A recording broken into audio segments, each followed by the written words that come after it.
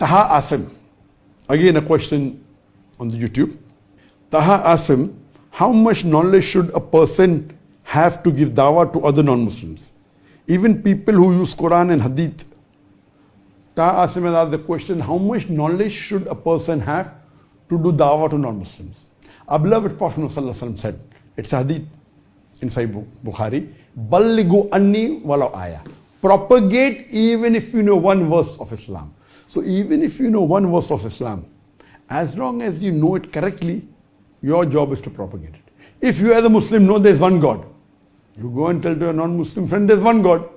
They'll ask you prove it. You don't know the answer. One God. You may not know able to prove, but the Prophet said, Ballighu anni walau ayah. Propagate even if you know one verse. So even if you know one verse about Islam, that there is one Allah, go and tell them. They will ask you, what proof you have? You don't know. You come and do your homework. I have given a talk on, is the Quran God's word? You read that. Now you know the answer. You go and tell him. Then you tell him that Prophet Muhammad is the last and final messenger. They'll ask you, what proof do you have? You don't know. Okay, that. You may come. If you don't know the answer, what do? You come back and do your homework. I've given a talk on Muhammad Sallallahu Alaihi Wasallam in the various world religious scriptures. Muhammad Sallallahu Alaihi Wasallam in the Bible. Muhammad Sallallahu Alaihi Wasallam in Hindu scripture. You memorize it, go and tell him. Now, you're master of 2 answers, then 3, then 4. So there is nothing like you should have a degree to propagate. As far as propagation of the deen is concerned, no degree is required. Yes, but don't answer questions on fiqh until you're qualified.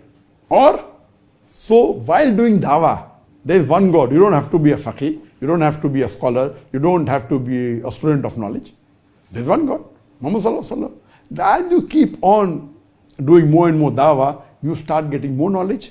Then you become a student of knowledge and you get a higher level. But please don't indulge in giving answers on fiqh, because that's not, unless you have done something of fiqh, you have done bachelor's or you have done a course on fiqh, and you can.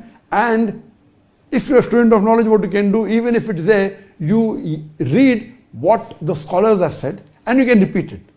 Like whatever I am saying, I don't consider myself to be a scholar, I consider myself to be a da'i.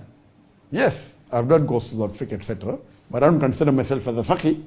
Yes, but what I do, I read the fatwas of the scholars, and I repeat it with reference. And this is permissible. As long as you have under umbrella a scholar, and you're quoting a scholar, how I took the name of Bin Baz and Sheikh Uthaymeen, the reliable scholars, and what they say. So, because according to Islam, if a scholar says something, if he's right, he gets 2 sawab. If it's wrong, he gets 1 sawab. So since I'm quoting a scholar, and my niyyah is good, I'm quoting authentic scholars, I am protected. But I cannot give my own fatwas because I don't consider myself to be a faqih, I don't consider myself to be a scholar, I'm a da'i. Yes, after hearing the scholar, I may add some logical point to make it more palatable because I'm a da'i, to make it more acceptable to the ummah, that's a different thing. For example, when those who are expert on riba, on Islamic economy, they'll give a lecture, but they may not be able to convince a layman or a common Muslim why it is haram. They may tell the reason, but they may not be able to convince. So we being da'is, we hear from the scholars of Islamic economy, and we use our logic, and we are able to convince thousands of people, alhamdulillah. But for a normal Muslim, through dawah, even if he knows one verse, he should do it. And more he starts doing dawah, you find that Allah subhanahu wa ta'ala gives you more and more knowledge. I was involved, I've done in terms of education, I finished my MBBS. While I was doing my medical studies, I met Sheikh Ahmed Didat. I was inspired by him. I started doing dawah mainly only with Christians first, then to other non-Muslims, then got specialized first in Christianity, in Judaism, then on atheism, then on Hindu, then slowly my knowledge kept on increasing. I was a stammerer. I had never thought I'd give a speech in front of the public. One day I went and it clicked, and that's how we started. So it's Allah's help. And then of course, we met with various scholars, studied with them for days, for months, and we acquired alhamdulillah knowledge, but yet we are students of knowledge.